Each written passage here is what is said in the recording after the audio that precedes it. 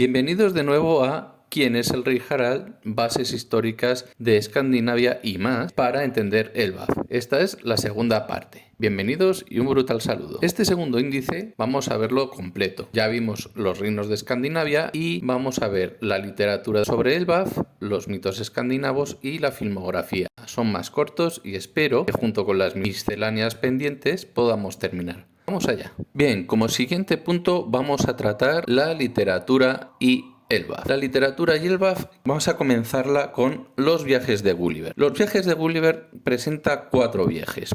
Está escrito por Jonathan Swift y realizó 4 viajes, el segundo de ellos a Brobdingnag, con gigantes de una proporción de 12:1. Es decir, el gigante es 12 veces la altura de Gulliver, pero claro, si es 12 veces la altura, también hay que ver la anchura y demás. Es decir, si multiplicamos 12 por 12 por 12 para tener el volumen, nos daría un total de 1728 veces más grande que el propio Gulliver. También es observado esto incluso antes de llegar al BAF. Hay que decir que la primera vez que vimos gigantes no fue en el BAF, sino que fue en Little Garden. Para ellos, los gigantes, ese era un jardín edénico o un pequeño jardín, así que sí tiene sentido. Aparte, ha sido utilizado a lo largo de todo One Piece. ¿A qué me refiero? A que este es el segundo viaje y que la primera vez que relacionamos los viajes de Gulliver lo hacemos también en Little Garden. Pero hemos visto a los Tontata relacionados con Dressrosa al ser el equivalente a Lilliput, el primer viaje, en el que la proporción en este caso es 12:1, pero siendo 12 veces al cubo Jonathan Swift con respecto a cualquier individuo de Lilliput, que equivaldría al tamaño más o menos de los Tontata con cualquiera de nuestros personajes. También podemos hacer una referencia al tercer viaje, como por ejemplo la puta en Vegapunk, como un científico con ideas muy locas y que a veces pueden ser incluso ineficientes en Egghead, y los Minks como Zou, ya que en el cuarto viaje podemos observar a caballos inteligentes haciendo aspectos bastante científicos y que tiene a los Yahoos, que son humanos con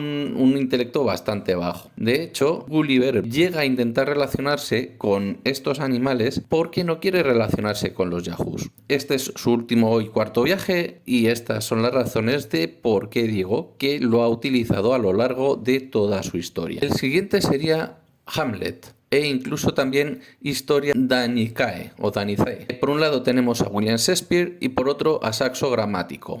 Hamlet es el mismo personaje, transcurre por un lado en Dinamarca. Se trata de un príncipe que tomará venganza tras ser avisado por Hamlet padre, el rey Hamlet, a través de un sueño onírico. Tenemos a su tío Claudio, que ha usurpado el poder, matando al propio Hamlet padre, y tras obtener el trono del rey Hamlet, lo que hace Claudio es casarse con su madre. Paralelamente, también tenemos el caso real de Hakon el Bueno, el tío de Harald II de Noruega, que toma el poder, aunque no llega al punto de casarse con su madre. Y como hemos dicho, Harald II llega al poder tras la muerte de Hakon el Bueno. Aquí hay que contar una cosa, y es que hay diferencias entre Historia Danicae y Hamlet contada por William Shakespeare. Y es que si vemos aquí, por ejemplo, las relaciones que vemos a nivel de parentesco, tenemos por un lado al rey Hamlet, que es padre del príncipe Hamlet con la reina Gertrude o Gertrudis. Tenemos el aviso que le da y vemos que con la muerte de Hamlet a manos de su tío Claudio no puede gobernar. También vemos la relación de que a pesar de haberse casado con Gertrude, que también acaba muerta por el veneno, ya que envenena prácticamente toda la comida, no deja descendencia. Pero sí hay una pequeña diferencia, ya es que en la obra de teatro de William Shakespeare tenemos a un rey Fortinbras de Noruega que tiene posteriormente a su príncipe Fortinbras, que es rey de Dinamarca y Noruega, al cederle el principado de Hamlet al no poder gobernar y morir. Pero en el caso de Saxo Grammático esto no sucede. Sí es verdad que hay relaciones internacionales entre Noruega y Dinamarca, pero quien termina gobernando sería el Hamlet o el... La siguiente narración es Jack y las judías mágicas. Se trata de una tradición oral de origen inglés. Jack consigue una serie de judías al hacer un intercambio con un vendedor de una vaca y esas 3 judías las planta. La madre se siente estafada porque no las puede comer o es muy poca comida. Pero lo importante aquí es que por cada una de las habas que ha plantado crecerá una mata de enorme tamaño y se tendrá que enfrentar a un gigante. Lo bueno aquí es que conseguirá por cada viaje una boca con huevos de oro, un arpa mágica y un saco con mucho oro. Podría darse una pequeña repetición o un pequeño guiño en Skypiea, con gigantes en este caso, para llegar a la zona celestial del Yggdrasil, consiguiendo también una serie de retos relacionados con una zona con castillo. Beowulf. Bien, este cuento también es de origen inglés y está escrito en el siglo XIII. Beowulf es un guerrero gauta, es decir, de la zona sueca, que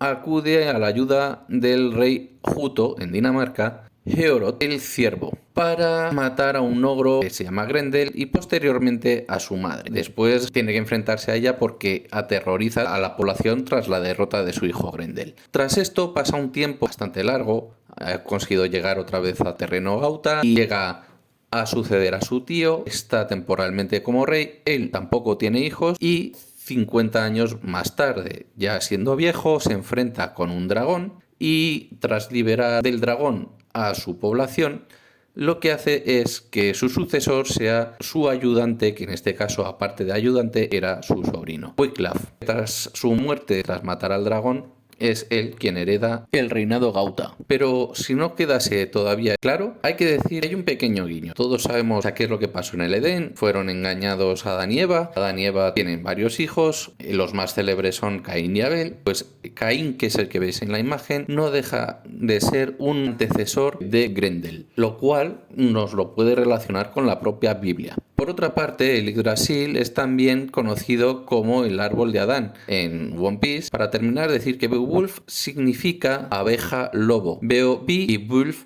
lobo. Pero también hay una segunda interpretación que es guardián del pueblo. Esto se debe a que el lobo, como sucede por ejemplo con el Okami, hace los efectos de guardián, pero la abeja, al tener unas relaciones bastante sociales, puede hacer un efecto panal. Vinculaciones literarias. Primero, Oda ya nos presentó anteriormente con muchas obras literarias durante toda su obra. Ejemplo, los viajes de Gulliver desde Little Garden, como he mencionado antes. 2. Hamlet tiene varias versiones, la del saxo gramático, la de William Shakespeare, y que no en todos los casos Hamlet acaba muerto. 3. En el caso de sumar Jack y las judías mágicas, podría darse un caso paralelo a Skypiea y que haya una especie de mata en el propio árbol Yggdrasil. Y 4. Que en Beowulf se sincreta el cristianismo y los mitos paganos nórdicos. Tenemos a un gauta que no deja de ser una población sueca, pero al estar en zona inglesa donde se ha escrito la narración, también hay paralelismos con el cristianismo. Esto puede ocurrir también con patrones celtas. Si os dais cuenta, O'Hara es un apellido también de origen celta que da nombre a la isla, con una biblioteca enorme, otro paralelismo con el Yggdrasil y la población del Bath, y que puede haber más relaciones paralelas entre ambas. Si queréis que profundice sobre la cultura celta, indicarlo en los comentarios. Vamos a hablar ahora un poquito sobre los mitos escandinavos. No me voy a alargar mucho. Dentro de los mitos escandinavos vamos a empezar hablando de Loki. Para empezar vamos a decir que Loki es acogido como hijo adoptivo o, incluso en algunas ocasiones, hermano de sangre de Odín. Se dice que puede existir una trinidad o un triángulo divino entre Odín, Loki y Balder. Balder tuvo una premonición de posible mortalidad y tras conseguir avisar a todos los seres de no matar al propio Balder, resulta que se olvidaron del muerto. Pues bien, Loki consiguió engañar y averiguar qué ser podía matar a Balder. Balder representaría en este caso en el cristianismo. Siguiendo al siguiente punto, decir que obtuvo un anillo maldito, o que fue maldito, por unos enanos tras haber engañado primero a un enano que estaba convertido en salmón y maldijo el anillo, pero que fue regalado posteriormente al padre. Este, al adquirirlo, fue maldito y se fue pasando posteriormente por la dinastía o por aquellos que lo robaban hasta llegar a Fafner. Fafner acabó convertido en dragón, resguardando un tesoro, y este tesoro sería encontrado por Sigfrido, inspirando el anillo del Nibelungo, que posteriormente sería la base para el Señor de los Anillos, en concreto el Hobbit, haciendo referencia a Smaug y Bilbo Bolsón. Mientras Loki está atado a unas piedras, no a un árbol, Loki es condenado a que le caiga veneno de una serpiente que cuelga desde arriba, desde una rama a su cara, posiblemente dañase sus ojos. Y Sigyn, una de sus esposas, se encarga de recogerlo para que no le caiga en la cara, pero resulta que en ocasiones al retirarlo acaba por caer las gotas sobre la cara. Esto puede dar lugar a que sea una referencia de por qué están vendados los ojos de Loki. También hay que decir que el Ragnarok muere luchando contra Heimdall, y hay que decir que Heimdall también tuvo una riña, ambos en forma de foca, para conseguir la capa de plumas de la diosa Frey, que había utilizado Loki y que no quería devolvérsela, así que tuvo que enfrentarse Heimdall con él para recuperarla. Bueno, también hemos visto alguna que otra fusión con Thor, incluso también podemos hablar de ciertos animales. Por un lado, se observa un enorme martillo de guerra que podría ser una asimilación a Mjolnir de Thor. Aunque hay que decir que en este caso es mucho más grande. Generalmente el Mjolnir pesa mucho, pero es pequeño. Otra opción para la ceguera podría referir a Odín, porque le falta uno de los ojos. Y para terminar, vamos a hablar un poco de estos animales. Se ha comentado también varias veces que puede hacer referencia a Strong World, pero yo voy a añadir otras. Por un lado, podríamos ver un oso polar, que a veces es el emblema o un animal emblemático de Rusia. El gorila o aquel que parece un gorila podría representar un ogro. Tenemos una serpiente que podría reforzar a Jormungandr. El lobo podría hacer referencia a Fenrir. Y por otra parte, el mamut, que sé que anteriormente salió un elefante, así que es un animal prehistórico habitual en la zona, siendo pues una doble referencia tanto a las viñetas anteriores como a Rusukaina, pero al mismo tiempo haciendo referencia con ciertos cambios, porque no coinciden exactamente, con esta representación nórdica. En el 1132 se nos habla de la piedra solar y el Painter. El Painter primero fue aumentado en el 1131, pero sí que la hemos visto utilizar como piedra solar en el 1132. Lo que se aprecia aquí es que por un lado tenemos al gran Eric, que podemos verle navegar por algo similar al Bifrost, que es la viñeta de abajo, pero volviendo al Painter, hace una referencia a un tipo de calcita llamada espato de Islandia, y que lo que consigue con la refracción, por un lado, sería una duplicidad de las letras, como podéis ver ahí, y al generar la refracción, pues muchas veces podían salir y orientarse por las zonas muy nubosas. Pero también ese efecto refractario es el mismo efecto con el que se crea junto con las gotas de agua los arcoíris.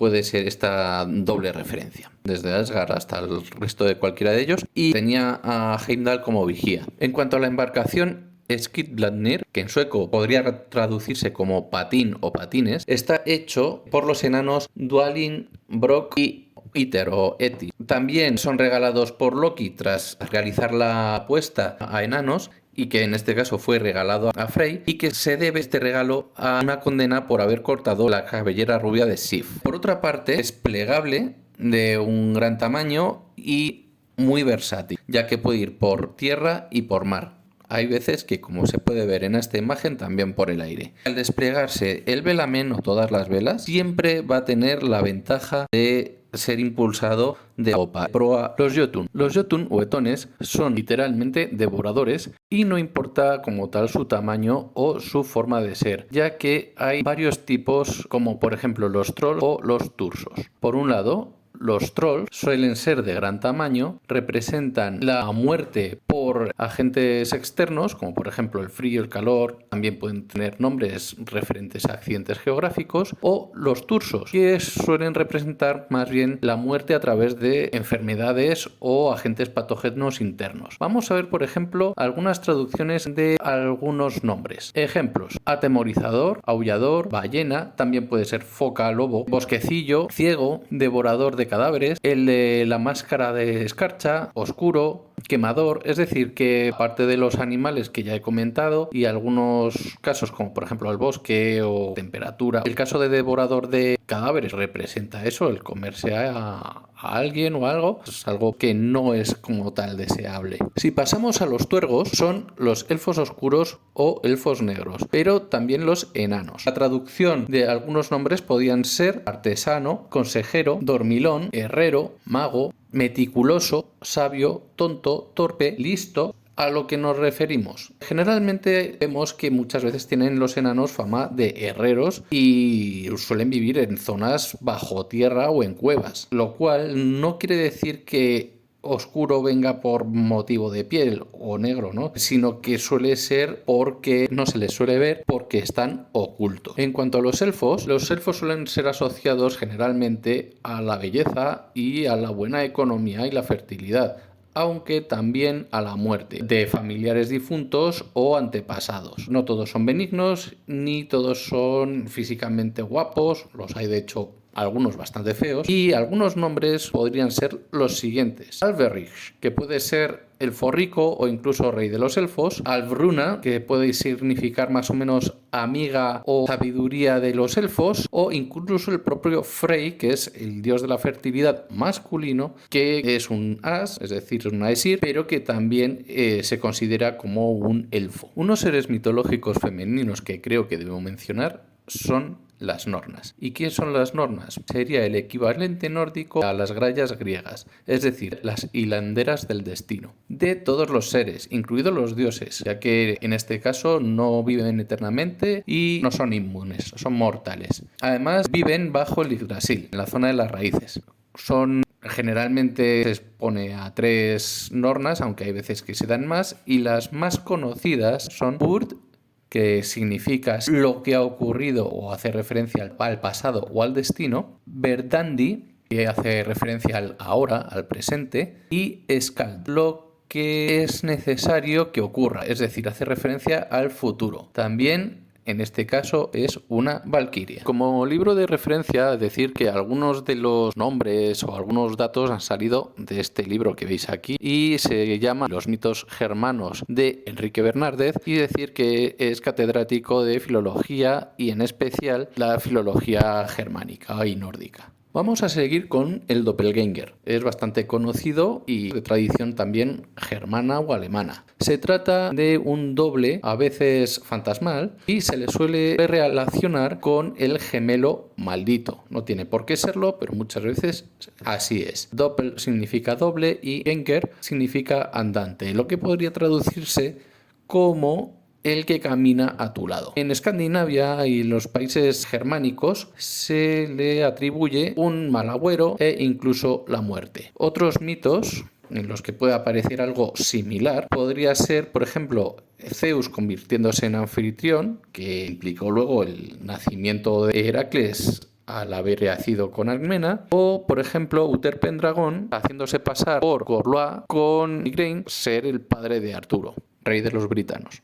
Aquí podéis ver bajo las imágenes de Shanks y su supuesto gemelo a Timur Chevket y Corto Maltés, este segundo con gorra, que aparece el primero con sombra y el segundo sin sombra. Timur le acusa de ser un demonio al no portar sombra. Para terminar los mitos germánicos o escandinavos, voy a finalizar con 2 de las grandes diosas nórdicas que hay, que son Frigg y Freya, y cosas que pueden estar relacionadas, vinculadas con tanto Robin como Nami. Por un lado, ambas tienen relación con la magia. Ambas solían llevar collares de oro, a veces plata también, y abrigos de plumas. Ambas están asociadas con la predicción e incluso con la manipulación, es decir, la magia Sidr. Específicamente a Frigg se le otorgan poderes de vuelo y representación o bien con un halcón o bien con un águila, lo cual lo asemeja más a Robin. Por otro lado, Freya se asocia más con un carro tirado por gatos. En este caso hemos visto a Nami sobre un gato, no sobre un carro tirado por gatos. Volviendo a Frigg, tenemos que significa esposa y está asociada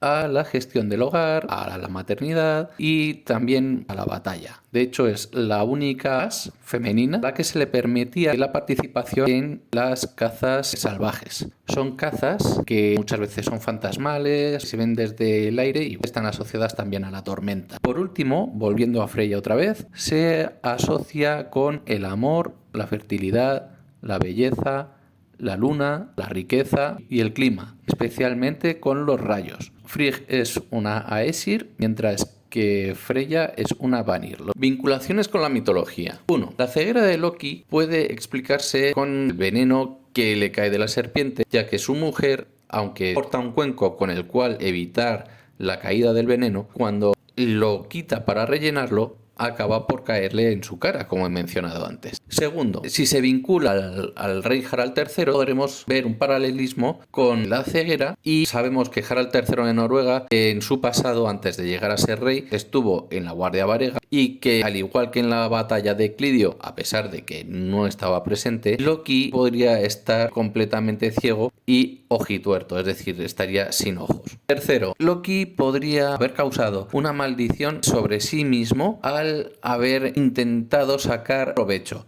antes de ser encadenado, como sucede por ejemplo con el anillo del Nibelungo, el Señor de los Anillos. Y cuarto, decir que Oda puede hibridar más de un dios nórdico o dividirlo. Si nos alejamos un poco de los mitos germánicos, vamos a pasarnos un momento a los mitos clásicos o grecolatinos con base a los gemelos. En Grecia y Roma podemos ver un caso muy afamado de la relación entre Afrodita y Ares, o Venus y Marte. No solo tuvieron como hijos a los conocidos erotes, entre ellos Cupido o Eros y Anteros, que son gemelos alados, representan los flechazos de amor, y curiosamente Eros representa el amor no correspondido, mientras que Anteros representaría el correspondido. Ya sé que puede ser contradictorio, pero estos dos hermanos alados precisamente tienen arcos. Siguiendo con el caso, hay otros dos gemelos que se les denomina daimones, relacionados con los demonios, que son seguidores más bien de su padre, no tanto de su madre. Son dos gemelos que son Deimos el terror y Phobos el miedo, que ayudan a su padre en la guerra. Deimos favorecía la quietud por el terror y Phobos favorecer que se vayan del campo de batalla, es decir, que huyan por entrar en pánico. Pero no todo queda aquí, y es que Marte sabemos que es un planeta aparte del dios, y antes de la Tierra tenemos a Mercurio y Venus, pero ninguno presenta satélites.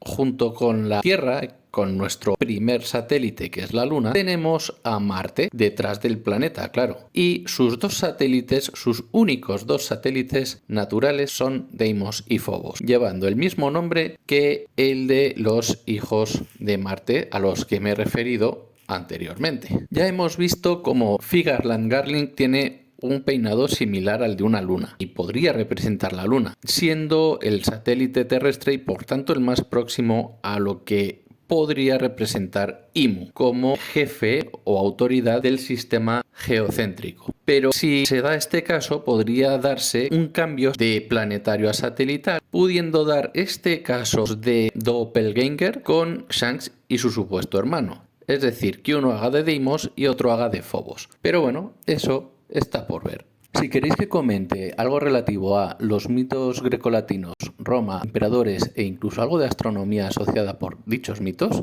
escribidme. Vamos a comenzar con la filmografía de referencia. Todos sabemos que de niño ha podido ver Vicky el Vikingo, ya que Vicky el Vikingo es una serie de origen alemán y japonés en la ZDF por parte alemana y por Nippon Animation desde Japón, y que dura o se emite inicialmente entre los años 1972 y 1974, lo cual él sería niño. La duración es de una temporada de 78 capítulos de unos 20 minutos cada uno, y que el argumento narra las aventuras de los vikingos de poblado de Flak por distintos lugares: Escandinavia, Rusia, Finlandia, Islandia, parte de Europa Central, dejando aquí unos cuantos personajes. Vamos a mencionarlos un poco por encima, y tenemos como protagonista a Vicky el Vikingo, que es el hijo de Alvar e Ylva, el chico ingenioso. Tenemos a Alvar, que es el jefe de Flake, a Ylva, que es la mujer de Alvar, a Ylvi es la mejor amiga de Vicky, a Gilby, que es el rival que no enemigo de Vicky el Vikingo, y luego tenemos a personajes como Tejure, que es el carpintero de Flake, es alto y siempre está medio enfadado. Tenemos a Snorre, que es bajito y siempre está riñéndose con Tejure. Urobe, que es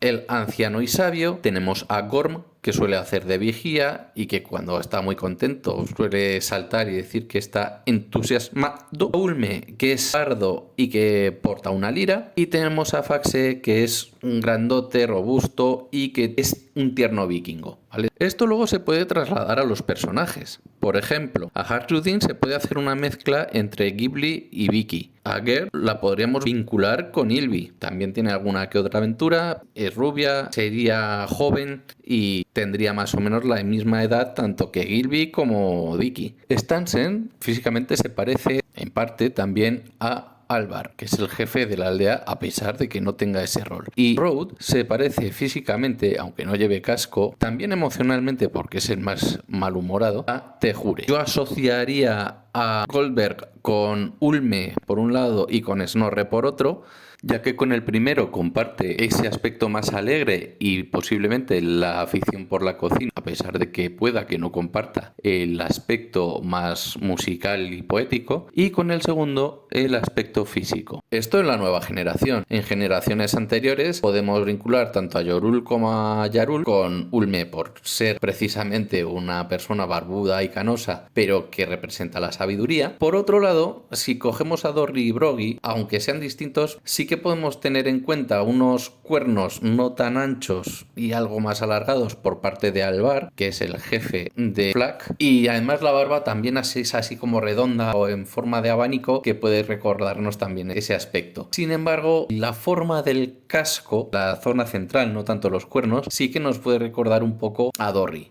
Por otro lado, tanto Oimo como Kashi se parecen respectivamente físicamente a Snorre y a Tejure. Curiosidad de esta serie, podemos tener en cuenta una imagen de Alvar en el capítulo 28 en el que se le posa una gaviota en el casco. Esta imagen también puede ser una pequeña referencia que haya cogido para representar a Sengoku el Buda con esa gaviota encima de su gorra. Tenemos a Sven como uno de los enemigos más acérrimos de Alvar y comparte nombre con Sven primero mató a su padre y han querido representarlo también como rival de Harald III, y es precisamente uno de los rivales que tendrán entre Noruega y Dinamarca. El vigía Gorm comparte nombre con el rey de Dinamarca, Gorm el Viejo. Por último tenemos el elegante Snope, que podría hacer referencia a Harald I de Noruega, era apodado como Cabellera Hermosa, mientras que Harald Gulskeg era conocido como Barba Dorada, o sea que puede fusionar estos dos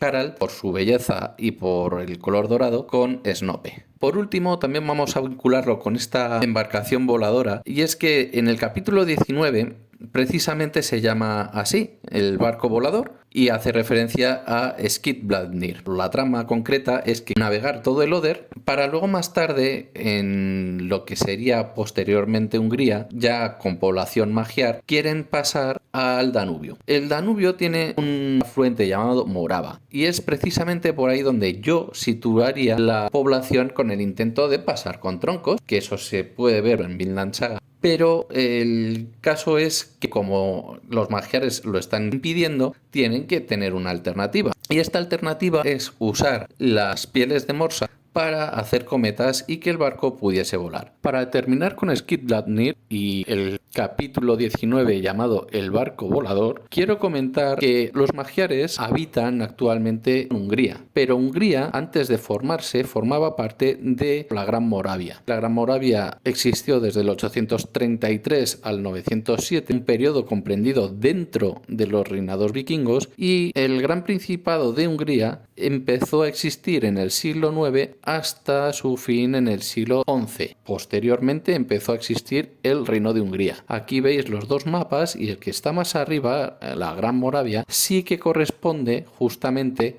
tanto en nombre con Morava, que es el río que veis ahí, está muy cerca del Oder, pero que al mismo tiempo es un afluente del Danubio. Otra película a la que puede hacer referencia es del año 1958 y se llama Los Vikingos. Está realizada por Estados Unidos y dura 114 minutos. Está dirigido por Richard Fleischer y sus intérpretes son Kirk Douglas como Einar, Tony Curtis como Eric y Janet Leigh como la princesa Morgana, Ernst Boginer como Ragnar Lodbrok y Frank Thring, que hace el papel de Ale de Northumbria, un reino que prácticamente tenía toda Inglaterra. Por último, decir que Orson Welles es el narrador. Aquí vemos tanto a Einar como a Ragnar representando a Eric, pero el caso es que el argumento narra un conflicto entre los dos hermanos, Einar y Eric, que es un hijo bastardo. Ambos son hijos de Ragnar Lodbrok. Esto se puede vincular, por ejemplo, con Hyrudin y con Loki, siendo hijos de Harald. Por otra parte, decir que Einar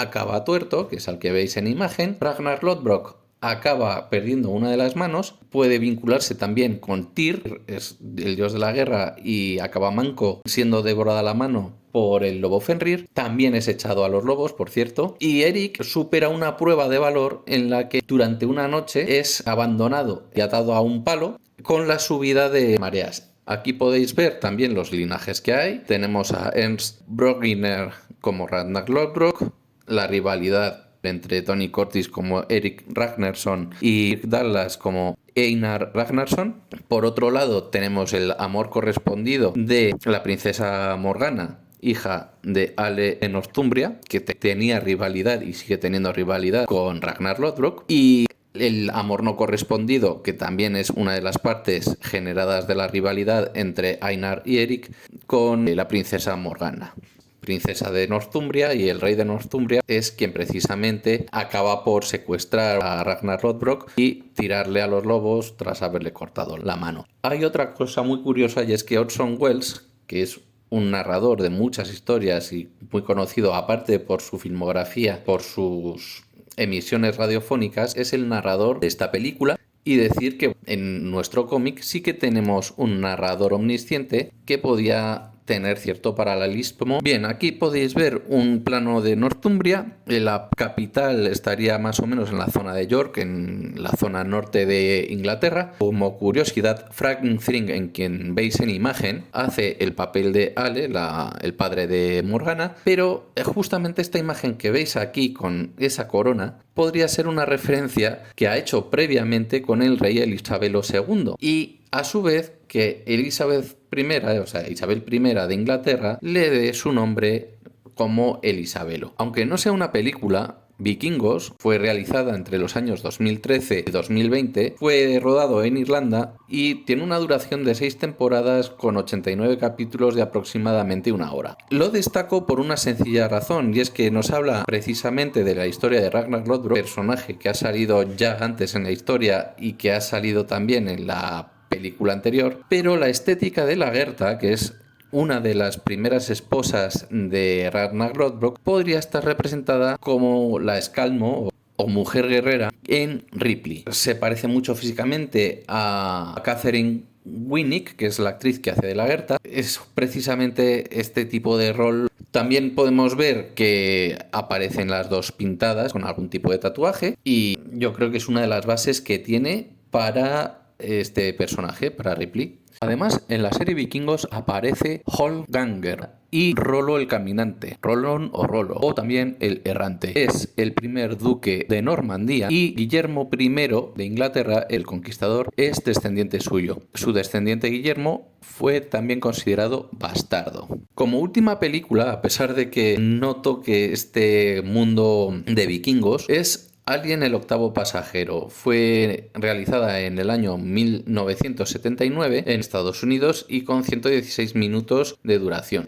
Fue dirigida por Ridley Scott, y lo curioso es que tenemos a la teniente Ripley. La teniente Ripley es verdad que no es bióloga, pero sí que es ingeniera, y coincide al menos con el apellido. Además es muy independiente, tiene sus hijos y demás, pero los cría solos, y tiene pues eso, estudios, en este caso de ingeniería, aunque no sea del lado biológico, pero sí científico. Vínculos con la filmografía. El primero, los diseños de varias generaciones de gigantes de Elbaf se inspirarán, entre otras cosas, en la serie animada de Vicky el Vikingo. 2. Los puestos en el Drakkar pueden tener paralelismos con Vicky el Vikingo. 3. Existe la posibilidad de hacer referencia a Ragnar Lodbrok en los vikingos, y posiblemente también por motivos históricos. 4. Al igual que en los vikingos, Oda puede hacer alusión a Odín y a Tyr como dos de los dioses más importantes. Thor no es el único dios de la guerra, así que ahí lo dejo. Por la pérdida del ojo y de la mano, respectivamente. Y en cuanto a Ripley, aparte de lo comentado anteriormente, decir que hay una luchadora de lucha libre llamada Rhea Ripley. Puede que haya cierta alusión a ella, entre otras cosas, por el ropaje que lleva. También tenemos un personaje ficticio que es Tom Ripley, un rol de asesino y estafador. Y por otro lado, para terminar, decir que Sidney Dillon Ripley sí que en este caso es un zoólogo y ornitólogo, lo cual coincide, aunque no exactamente con biólogo, sí con la especialidad o con dos especialidades de biología. El Holmgang. Bien, hemos visto a Dory y Broggy varias veces luchar entre ellos, aunque hayan cesado también en algún momento, inicialmente en la isla de Little Garden. Si hacemos un paralelismo con la vida real, tenemos el Holmgang. Se trata de un duelo por combate por agravios o supuesto deshonor. Inicialmente fue impuesto más bien como una pelea no a muerte, pero sí a primera sangre, aunque enseguida las primeras sangres acabaron siendo mortales y por tanto acabaron siendo combates a muerte. Existieron berserkers que los usaron de forma fraudulenta o deshonesta para hacerse con los territorios y riquezas de los contrincantes. En caso de no acudir, el no asistente era declarado Nidingr, que quiere decir estigmatizado o maldito. Tras el conflicto, Hardrudin heredará el trono solo o en diarquía con Loki, haciendo que se refuerce ligeramente la cultura guerrera, pero manteniendo la comercial. Una mezcla entre Harald III de Noruega y la visión de la Unión de Kalmar y la Liga Hanseática. Se reestructurará la cultura de O'Hara en referencia a Irlanda y las relaciones culturales celtas con ayuda de Vegapunk. Además, no hay que olvidar que en la vida real ha habido muchas mezclas culturales entre celtas y vikingos. De esta manera se conseguirá un equilibrio entre la vieja y la nueva era, reforzando a Colón, al tiempo que se referencia un progreso en el BAF y los países escandinavos desde la era vikinga hasta la Unión de Kalmar y la Liga Hanseática. Y ya sabes, si te ha gustado el vídeo, dale un brutal me gusta, suscríbete y dale a la campanita. Un brutal saludo de Cunef de Comics.